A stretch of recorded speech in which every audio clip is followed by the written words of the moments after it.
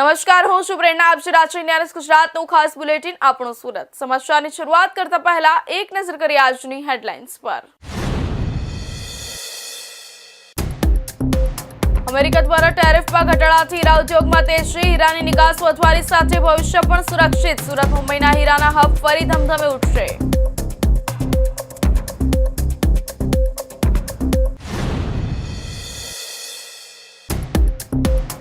નવી civil hospital પાછળ જર્જરિત પાણીની ટાંકી જોખમરૂપ, તૂટી પડવાની ભીતિ, વ્યસ્ત મેઇન રોડ પર મોટો ખતરો, ફરિયાદો છતાં પીઆઈયુ વિભાગની બેદરકારી ચર્ચામાં.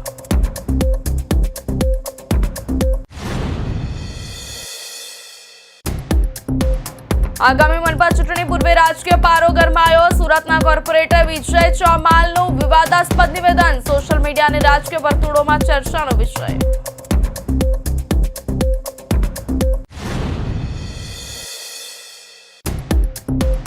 મારુતિ હ્યુન્ડાઈના નકલી સ્પેર પાર્ટ્સનું ગોડાઉન ઝડપાયું. 8 વર્ષથી ચાલતો હતો વેપલો. 3 આરોપીઓની ધરપકડ. પોલીસે કુલ 18.77 લાખનો મુદ્દામાલ જપ્ત કર્યો.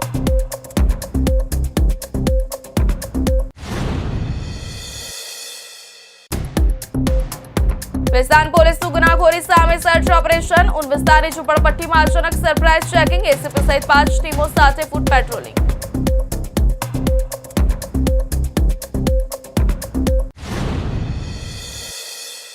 હવે સમાચાર જોઈએ વિસ્તારથી.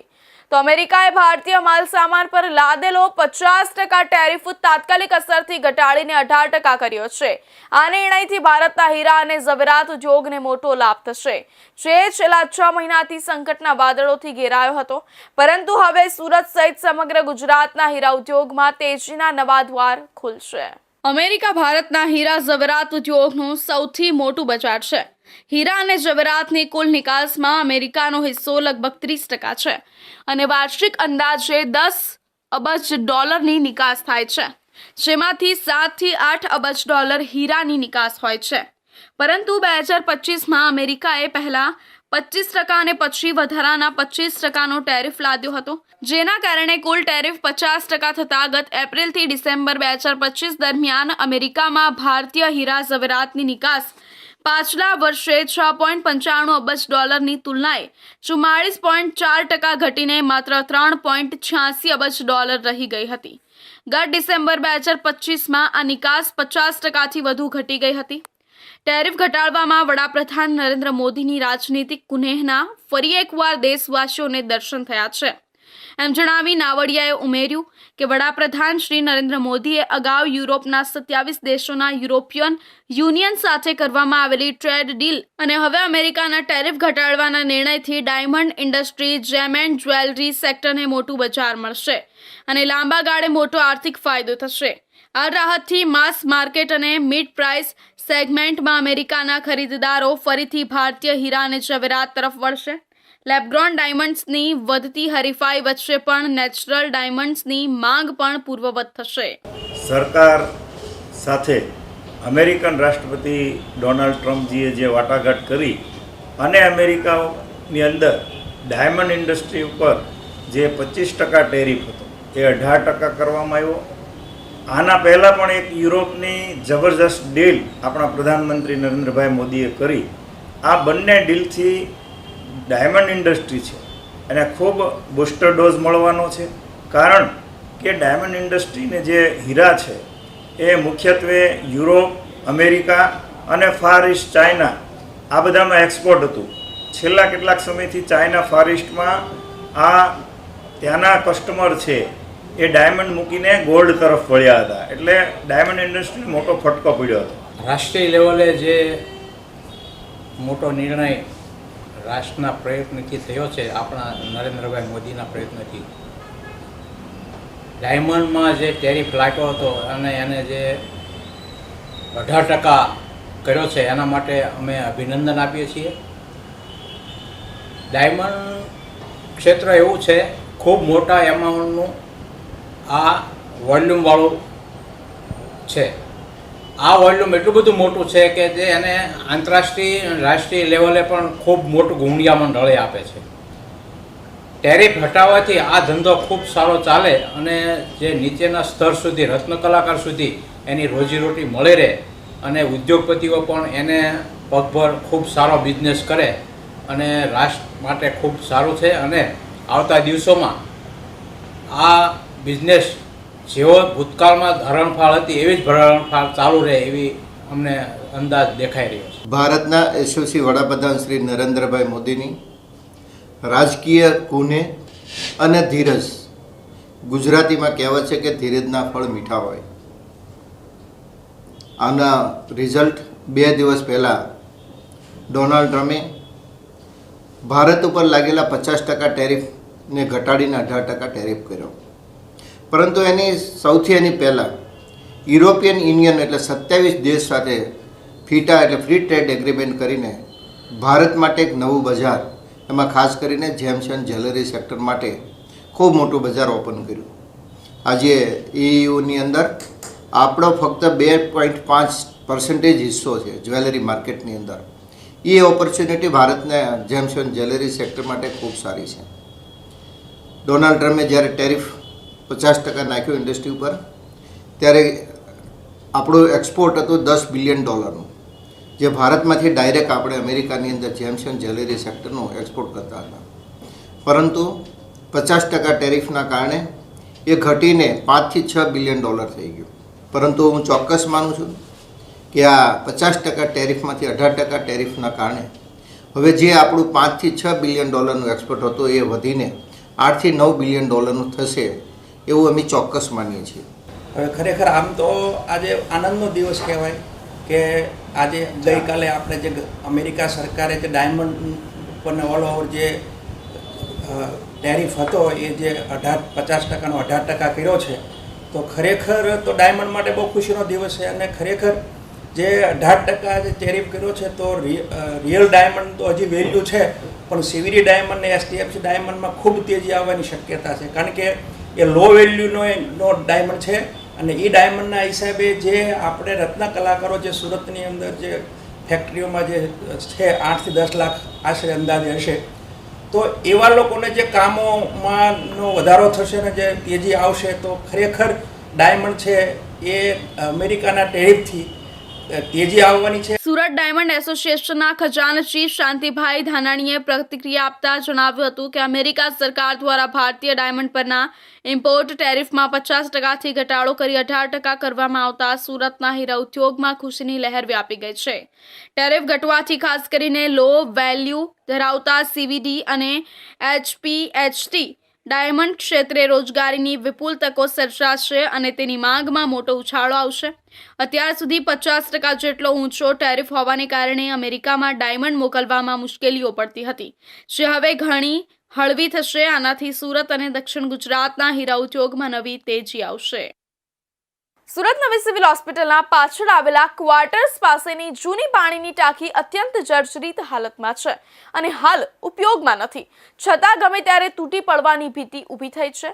ટાંકી તૂટી પડે તો પાછળના વ્યસ્ત મેઇન રોડ પર સીધી પડી શકે તેવી સ્થિતિ હોવાથી જાનમાલના નુકસાનનો ખતરો છે. સ્થાનિકો અને હોસ્પિટલ સ્ટાફની વારંવાર રજૂઆત છતાં જવાબદાર વિભાગ દ્વારા કોઈ નક્કર કાર્યવાહી ન થતા ચિંતા વધી રહી છે. સુરત નવી સિવિલ હોસ્પિટલના પાછળના ભાગે ક્વાર્ટર્સ તરફ આવેલી જૂની પાણીની ટાંકી હાલમાં ગંભીર રીતે જર્જરિત બની ચૂકી છે. હાલ આ ટાંકી ઉપયોગમાં નથી અને બંધ હાલતમાં છે. છતાં તેની હાલત એટલી નબળી થઈ ગઈ છે કે ગમે ત્યારે તૂટી પડી મોટી દુર્ઘટના સર્જી શકે તેવી સ્થિતિ ઊભી થઈ છે. સ્થાનિકો અને હોસ્પિટલ સ્ટાફ દ્વારા વારંવાર ધ્યાન દોરવા છતાં આ ટાંકી અંગે કોઈ નક્કર કાર્યવાહી થતી નથી. ચિંતાજનક બાબત એ છે કે જો આ પાણીની ટાંકી તૂટી પડે તો પાછળ આવેલા વ્યસ્ત મેઇન રોડ પર સીધી પડી શકે છે, જ્યાં સતત વાહન વ્યવહાર અને લોકોની અવરજવર રહે છે. આવી સ્થિતિમાં જાનમાલના નુકસાનની પૂરી શક્યતા છે. આ વિસ્તાર સિવિલ હોસ્પિટલ જેવી મહત્વપૂર્ણ આરોગ્ય સંસ્થાની આસપાસ આવેલો હોવાથી દર્દીઓ, તેમના સગાઓ, તબીબી સ્ટાફ તેમજ સામાન્ય નાગરિકોની સુરક્ષા પર સીધો પ્રશ્ન ઊભો થાય છે. છતાં સિવિલ હોસ્પિટલના PIU વિભાગ દ્વારા આ ગંભીર મુદ્દાને નજરઅંદાજ કરવામાં આવી રહ્યો હોવાનું ચર્ચાઈ રહ્યું છે. આ રાજ્ય સરકારનું કેમ્પસ છે સિવિલ હોસ્પિટલનું, અને એની અંદર જૂની જર્જરિત ગમે ત્યારે પડી જાય એવી હાલતમાં આ ટાંકી ઊભી છે. અને એની બાજુમાં બરાબર એક ખૂબ મોટો રોડ છે 50 મીટરનો. તો આ રોડની ઉપર આ ટાંકી પડે તો ખૂબ મોટી જાનહાનિ થઈ શકે એવી છે.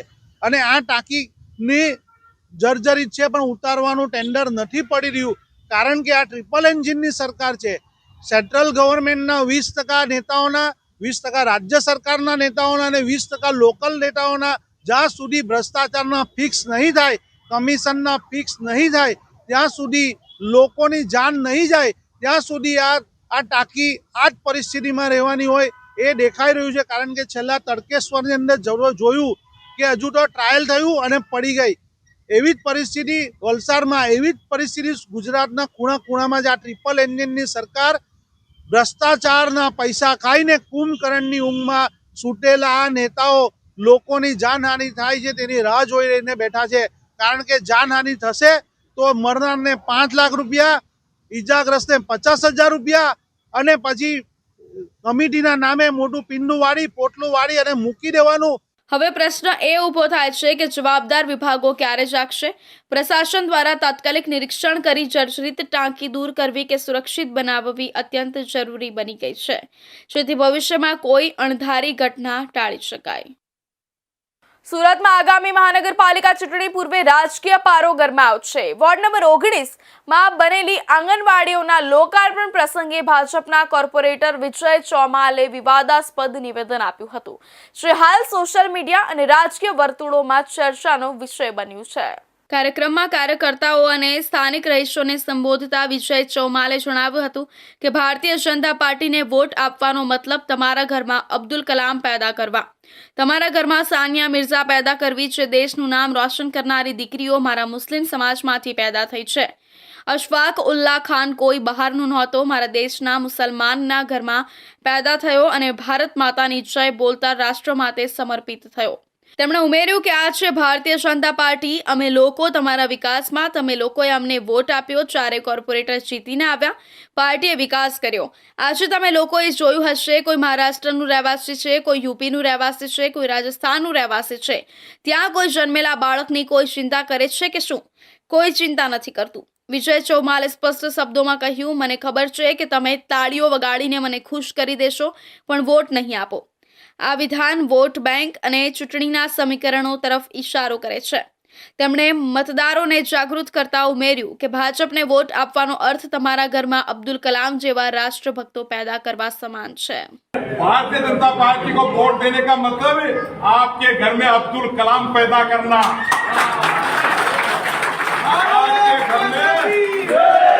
आपके घर में सानिया मिर्जा पैदा करना,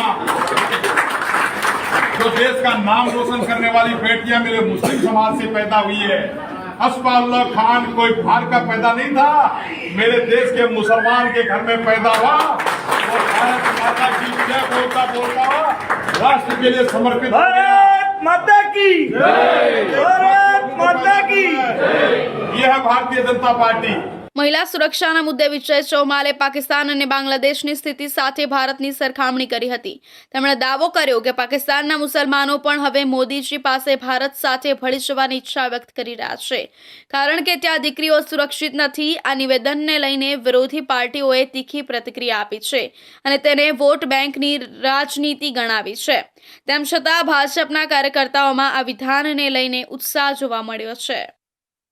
સુરત શહેરના બેસ્તાર પોલીસ દ્વારા ગુનાખોરી અટકાવવા માટે મોટા પાયે સર્ચ ઓપરેશન હાથ ધરાયું હતું.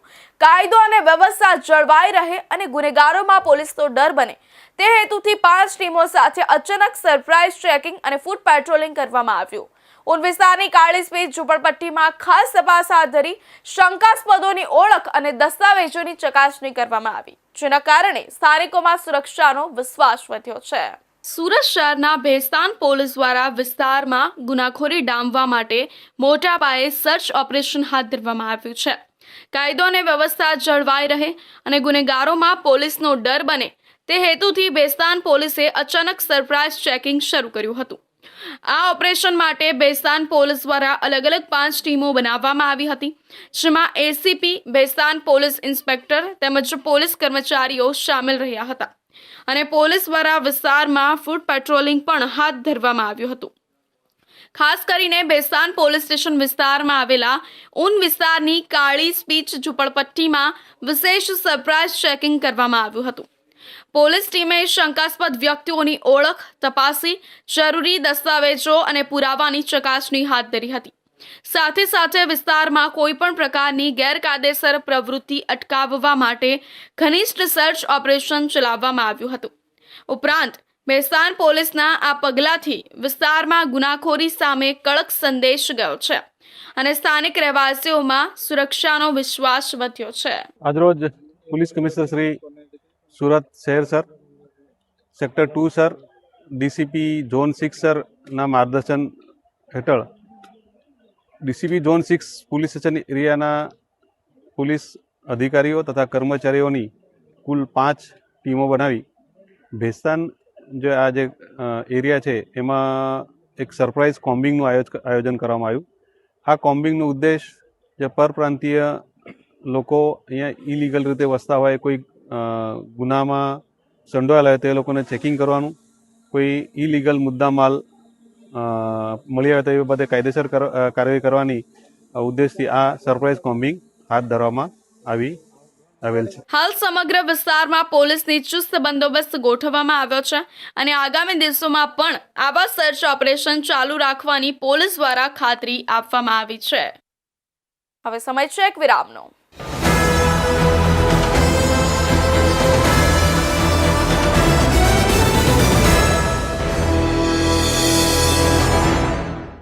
મુદ્દાઓ છે દેશના,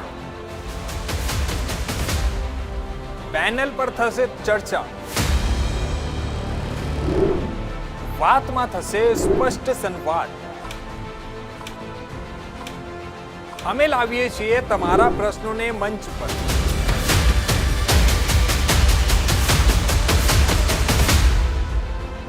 કેમ કે સમસ્યા તમારી, લડત તમારી. જુઓ મારી સાથે ફક્ત इंडिया न्यूज़ गुजरात पर.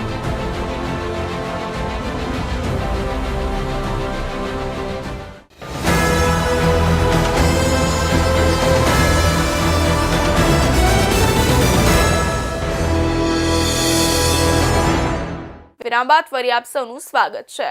સુરત શહેરમાં બ્રાન્ડેડ કંપનીઓના નામે ડુપ્લિકેટ ચીજવસ્તુઓ વેચતા તત્વો સામે પોલીસે લાલ આંખ કરી છે.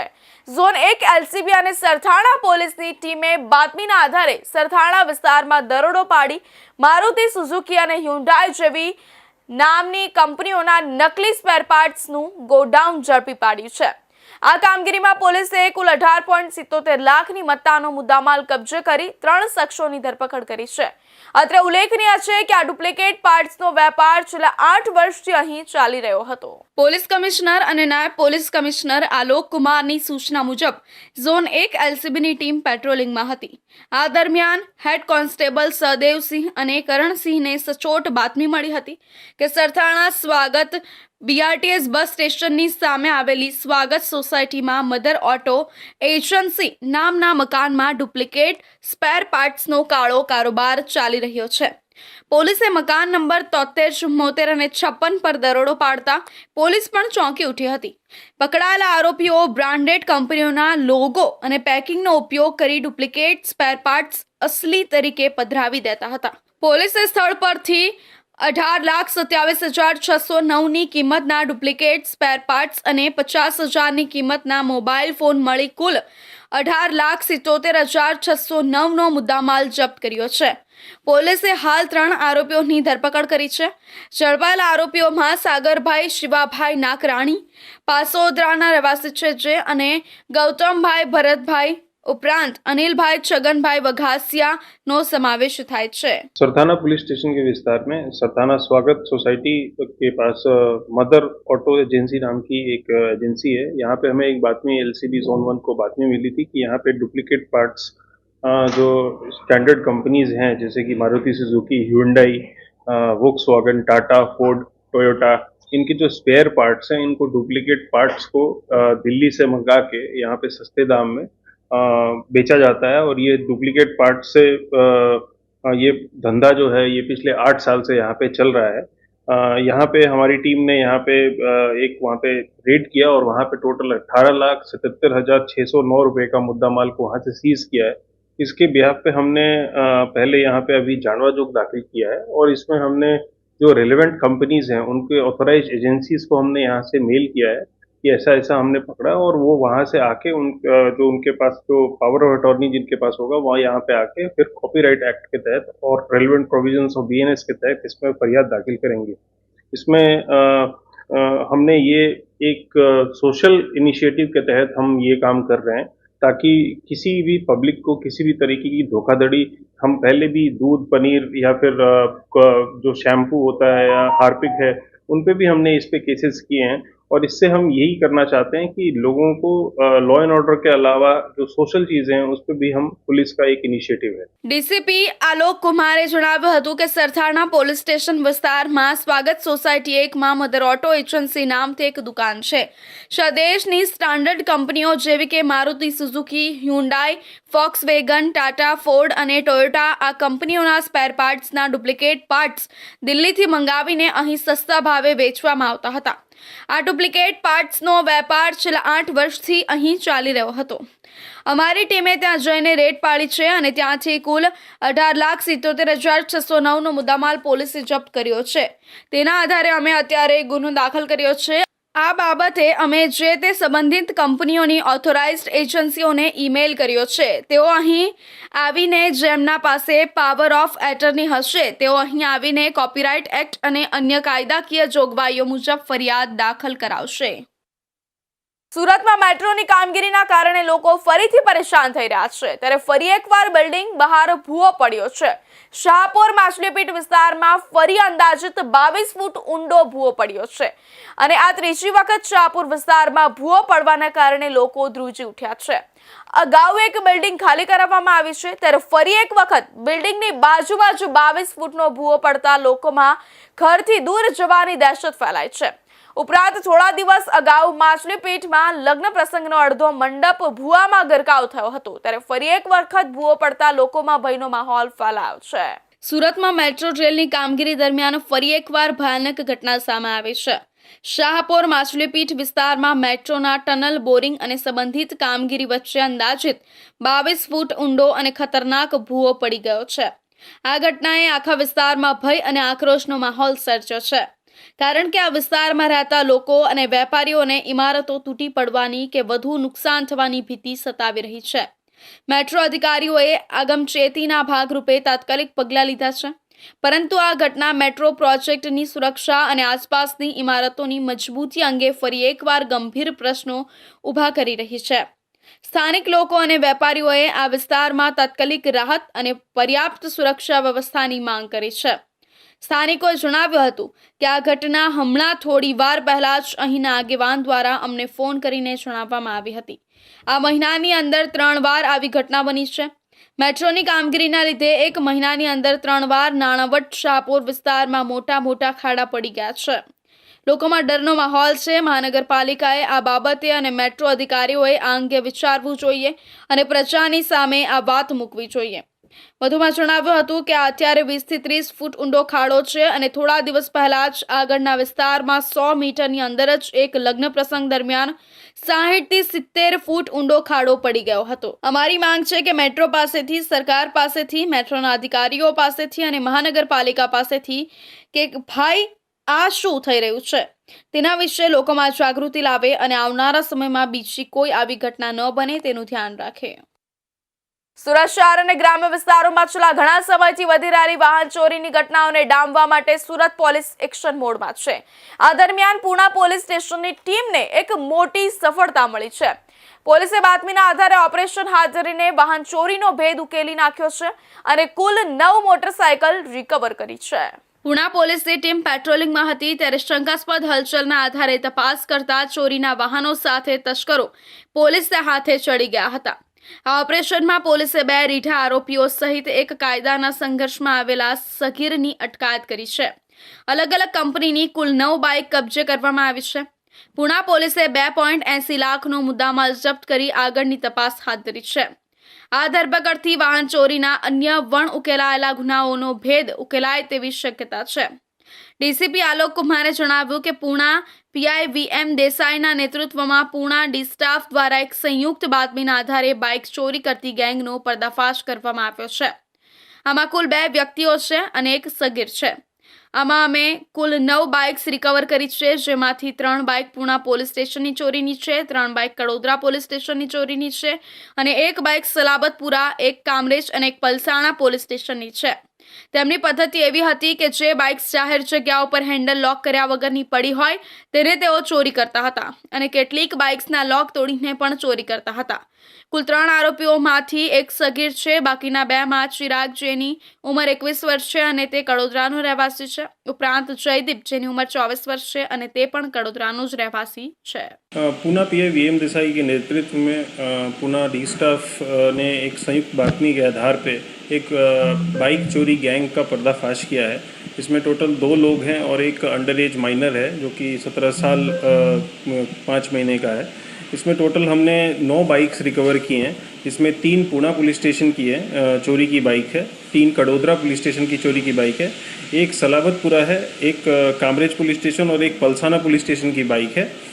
इनका एमओ ऐसा था कि ये जाहिर में जो हैंडल में बिना लॉक के जो बाइक्स होती थी उनको चोरी करते थे और कुछ बाइक्स में इन्होंने उसका लॉक तोड़ के भी चोरी किया है. टोटल जो 3 आरोपी हैं उसमें एक माइनर है और दो हैं चिराग, जिसकी उम्र 21 साल है, जो कड़ोदरा का रहने वाला है, और दूसरा जयदीप है जो कि 24 साल का है, गुडादरा का रहने वाला है. हमने एक स्पेशल ड्राइव के तहत ये पूरा काम किया है.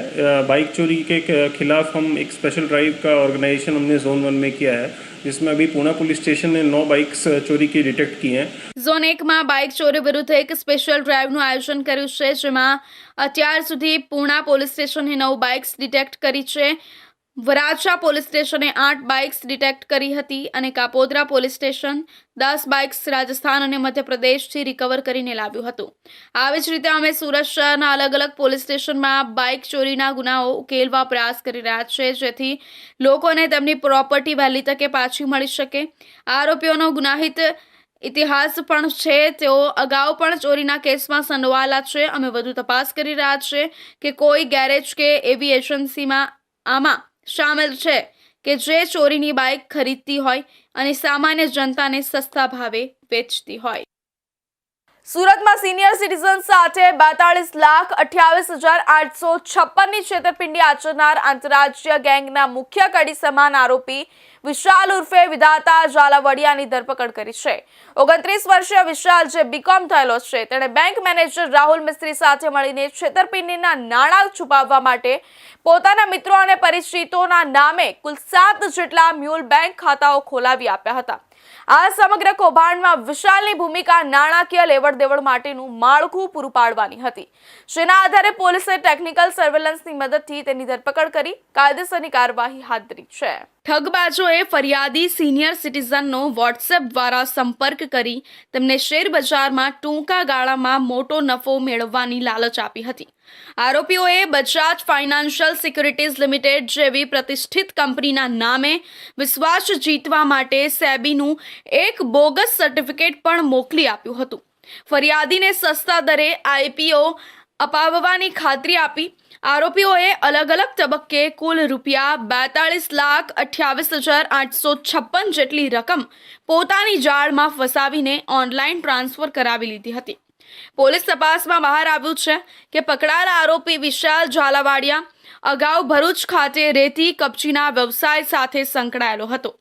આ દરમિયાન તેની ઓળખપત્ર એક ખાનગી બેંકના મેનેજર રાહુલ મિસ્ત્રી સાથે થઈ હતી.